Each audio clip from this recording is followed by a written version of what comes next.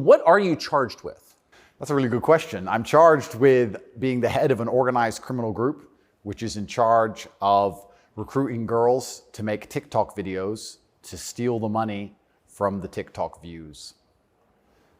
Recruiting girls to make TikTok videos and stealing the money. So it's really a financial crime?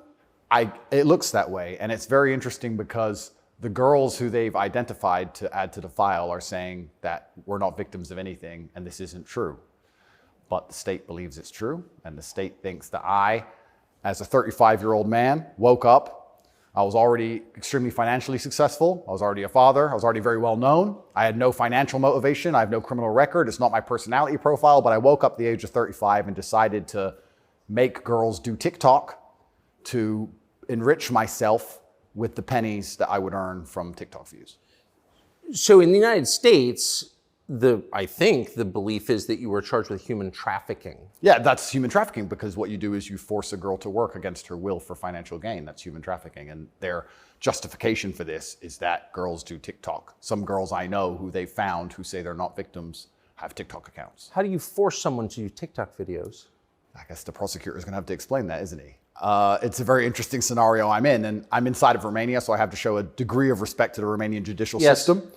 And I have to show a degree of respect to the situation I'm in. But the overall charge is that there's an organized criminal group. There's a group of us. I'm the head of it. My brother is below me. And we use the lover boy method to convince women to do TikTok videos to make money so that we can steal the TikTok money. So there's just to be clear, you are not accused of pandering, of pimping, of forcing women to have sex with anybody. No, not forcing them to have sex, not restraining their movement, not stopping them from living a full life, but the fact that we are somehow convincing them to have TikTok. Very interesting. I don't think... But there's no actual... I'm asking you this because I do think it's a widespread belief that you were accused of pimping. Yeah, no, that's nothing to do with any of this case. Absolutely nothing. And it's kind of scary because the crime in itself of human trafficking is a unique one because they can ignore the statement of the victim. So the girls have come forward and said, this is insane. You've just picked us because we're near Andrew and we're his friends. But the whole idea of the crime is they can say that she's brainwashed, right? She's under duress. So you can ignore her statement. State says she's a victim regardless of the fact that she says she's not a victim. So it's very interesting because the difference between sex and rape is consent, right? Right. But they remove all of that. They're like, nope, you're a victim. No matter what you say, we're deciding you're a victim. And they've chosen them. And of course, these girls do nothing pornographic. They've never had sex with anyone, nothing to do with that. So they've picked TikTok. So it's scary. Imagine you're a full-grown man anywhere in the world today. They can find two girls who have TikTok on their phone, which is every single female on the planet, and they can accuse you of forcing them to take the TikTok money. And even if the girls say they didn't do that, this isn't true, then you're still a human trafficker. But force, what does that consist of? Forcing someone to do something, are they accusing you of using violence or? No, they're accusing me, and this is the thing, they're accusing me of using the lover boy method, coercing them by being nice. And by the way, these charges presumably are public, so... They're public, and this is extremely serious, but if you actually analyze the overall case against me, they're saying that Andrew and his brother, by being nice men, convinced girls to have TikTok accounts and then take the money. And it's very interesting because inside of the entire case file, there's not a single financial transaction to us for money. What are the penalties? They're extremely severe, 5 to 10 years in jail. And I've already served, coming up now, 7 months in a form of jail. They can only hold So you are essentially incarcerated right now? Absolutely, I'm on house arrest. And that counts as jail. You can only be held 6 months without charge. I was initially picked up, thrown in a cell without charge. And I think the intention of the entire investigation at that point was to find the crime because they had very, very weak evidence. They contacted 2,000 people who know me or knew me. They tried very hard to convince some female somewhere to come forward and say something bad about me. The media machine, which works hands in hands with the justice machine, as you know very well, did exactly that. In fact, they offered bribes effectively. They'd call up ex-girlfriends and say, if you have anything bad to say about Andrew, we can pay you $50,000 for the story. And they tried very hard. They didn't find any evidence of anything. They then released me on house arrest. And then 2 days before the legal limit in which they had to drop everything, they charged me with whatever they had from the beginning, which is very little. And now we have to wait for the Romanian judicial system to analyze the file and God willing, throw it away. How long did you spend in jail?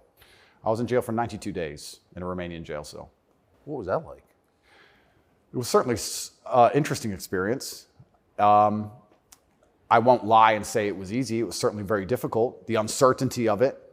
It's a very uncertain situation to be picked up on just before New Year's Eve and thrown in a cell without charge. And I'm asking different prison guards and different prisoners, how long am I going to be here? One prisoner's like, I've been here 2 years. I was like, have you been charged? He goes, yeah, but I haven't gone to court yet. Like, everyone's been there for years. I thought I was going to be there for years. And it certainly takes a mental toll on you. And I think jail is a different experience when you know you're innocent. There was a guy in there for murder. He's like, yeah, I murdered someone, I'm in jail. You can your soul and your mind can accept the punishment for a crime. But when you've actually done nothing wrong, I think jail is a lot harder. Did you know why you were there? Not initially. So for about the first 2 weeks, I never actually got told in English what I was accused of because I was arrested on December 29th. There's New Year's. What were the circumstances of that? Yeah, December 29th, 5 a.m., the armed guards ran in this house.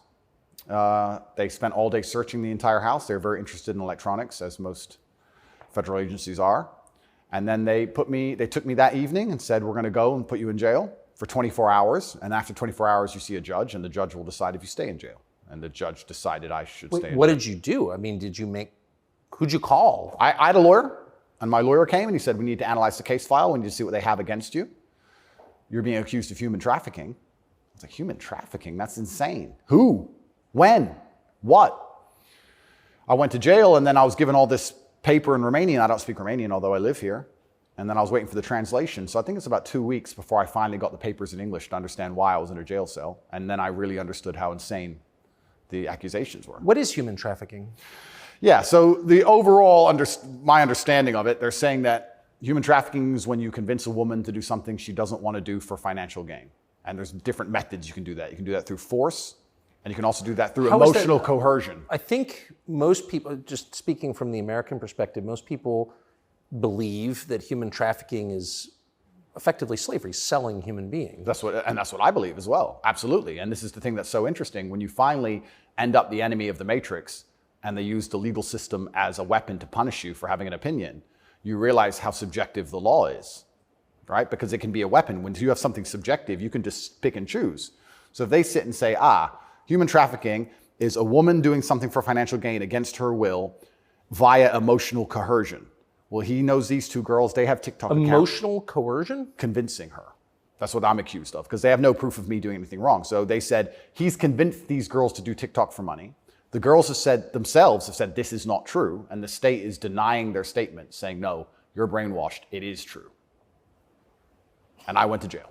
So how is the state, so the state is trying to coerce the women. So how is the state not committing human trafficking by the same definition? Well, absolutely. It's very interesting. It's very interesting that you can sit someone down and tell them they're a victim when they say they're not a victim. You're a victim of being coerced, and we're going to try to coerce you into conceding you were coerced.